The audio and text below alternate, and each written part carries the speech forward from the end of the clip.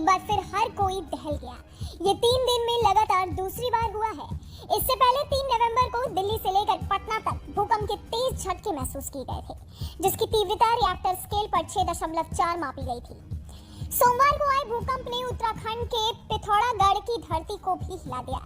सोमवार शाम को जो भूकंप आया उसकी तीव्रता तकरीबन रिएक्टर स्केल पर 5.6 थी।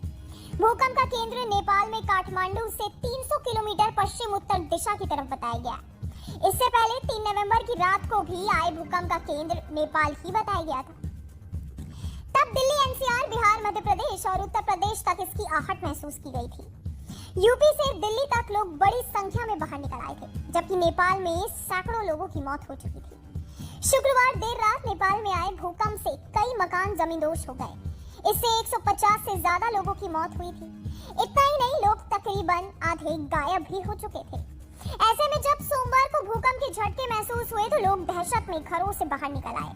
काफी देर तक अफरा तफरी का माहौल रहा। नेपाल के साथ दिल्ली में भी भूकंप की घटनाओं में बढ़ोतरी हुई है।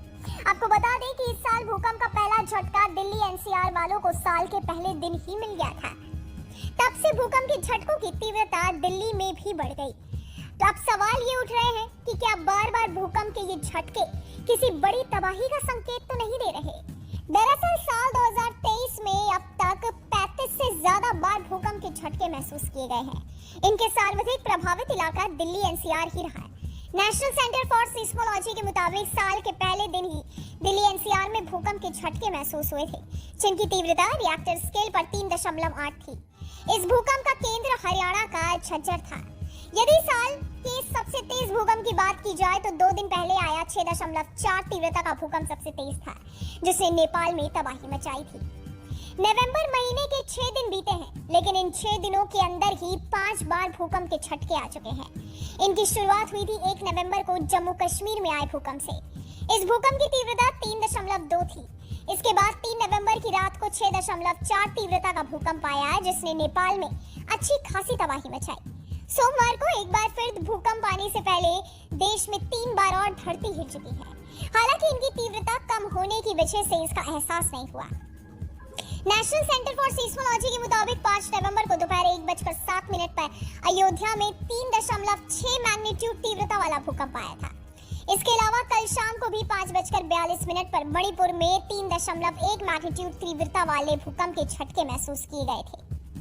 2 अक्टूबर को पूर्वोत्तर राज्यों में भूकंप के झटके महसूस हुए थे।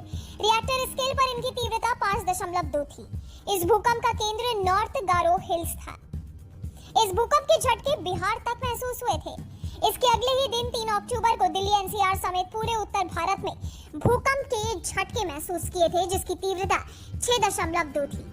उसके बाद 5 अक्टूबर को एक बार फिर दिल्ली, एनसीआर भूकंप से कांप गई थी। ये भूकंप उत्तराखंड में आया था, जिसकी तीव्रता 3.2 थी। जुलाई महीने में सबसे पहले 21 तारीख को भूकंप के झटके लगे। इसकी तीव्रता 3.4 थी, जिसका केंद्र राजस्थान था। इसके ठीक बाद 29 जुलाई को 5.9 तीव्रता वाला भूकंप अंडमान सागर में आया। 5 अगस्त को दिल्ली, एनसीआर तक झटके महसूस किए गए। इस भूकंप का केंद्र अफगानिस्तान था।